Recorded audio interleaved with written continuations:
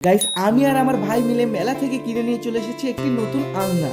কিন্তু গাইস আলনাটা দেখতে অতটাও ভালো লাগছে না, তাই আমি আর আমার ভাই মিলে সিদ্ধান্ত নিলাম যে আলনাটাকে রং করে একটু আলাদা লুক দেওয়া যাক। তাই যেমন কথা তেমন কাজ, দুই ভাই মিলে লেগে পড়লাম আলনার কাজ করতে। তাই সর্বপ্রথম এটাকে শীষ কাগজ দিয়ে ঘষে কাঠটাকে মসৃণ করে নিলাম যাতে এর উপরে ভালো করে রংটা করা যায়। তো গাইস এই ঘষার কাজে আমাদের লেগে গেল প্রায় 3 ঘন্টা। তো দেখতে পাচ্ছি এরপরে কাঠটিকে দেখতে কেমন লাগছে। তো এরপর পালা এর উপরে প্রাইমার রং করা। তোমাদেরকে বলে দিই বন্ধুরা, প্রাইমার রঙই কিন্তু আমাদের ফাইনাল রং না। এই রংটি করার উদ্দেশ্য হলো যে আমাদের ফাইনাল রংটি যেন এর উপরে ভালোভাবে থাকে, তাই আমরা প্রথমে প্রাইমার রংটি করে নেব। তো বন্ধুরা একবার প্রাইমার রংটি করা হয়ে যাওয়ার পরে এটাকে আমরা রোদে শুকানোর জন্য ছেড়ে দিই এবং পরের দিন আবার এটার উপরে প্রাইমার রং আর একবার করে নিই। তো বন্ধুরা দেখতেই পাচ্ছ দুইবার প্রাইমার রং করার পরে আমাদের আলনাটি এখন দেখতে কেমন লাগছে। তো এইবার পালা হচ্ছে ফাইনাল রং করা। তো বন্ধুরা ফাইনাল রং করার আগে তোমাদের কাছে আমাদের একটি অনুরোধ, আমাদের ভিডিওটি যদি তোমাদের ভালো লেগে থাকে তাহলে ভিডিওটিতে একটি লাইক করে আমাদের দুই ভাইকে আরো অনুপ্রাণিত করুন ভিডিও বানানোর জন্য। তো বন্ধুরা এবার আমরা ফাইনালি করতে চলেছি কাঠের জিনিসপত্র যেমন রং হয় তেমন। তো